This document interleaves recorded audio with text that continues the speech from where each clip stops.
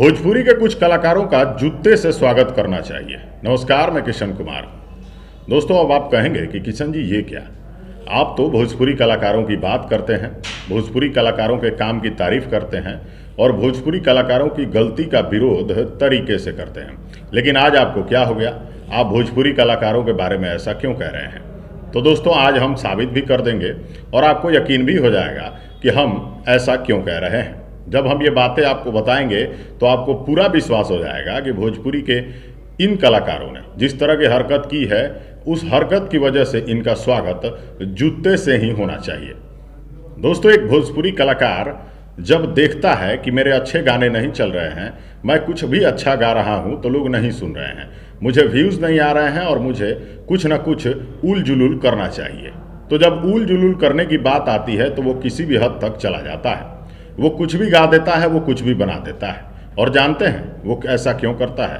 वो ऐसा इसलिए करता है क्योंकि भोजपुरी एल्बम के लिए कोई सेंसर नहीं है, कोई नियम नहीं है, कोई रूल नहीं है।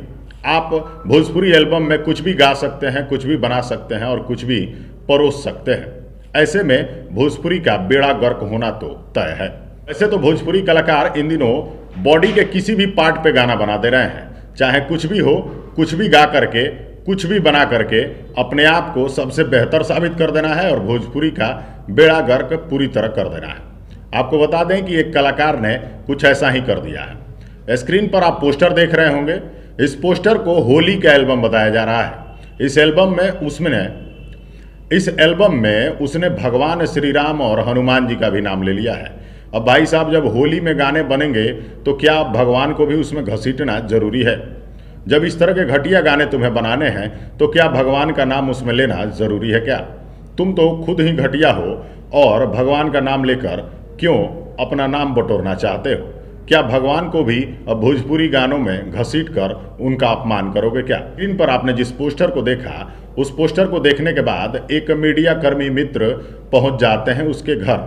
जब गायक के घर वो पहुंचते हैं और वहां के आसपास के लोगों से पूछते हैं कि तुमने इतना घटिया गाना क्यों गाया, तो गायक के साथ साथ मोहल्ले वाले भी उस गाने का सपोर्ट करते हैं। उन्हें जरा सा भी ये नहीं लगता कि हमने कुछ भी ऐसा गाया है जिसका विरोध होना चाहिए। सभी मोहल्ले वासी, घर के लोग, महिलाएं, बच्चे, यहाँ तक कि गायक भी बिल्कुल धड़ल्ले से कह रहे हैं कि हमने जो भी किया है बेहतर किया है और आगे भी करेंगे। तो क्या ही हो सकता है इस तरह के भोजपुरी गायकों का?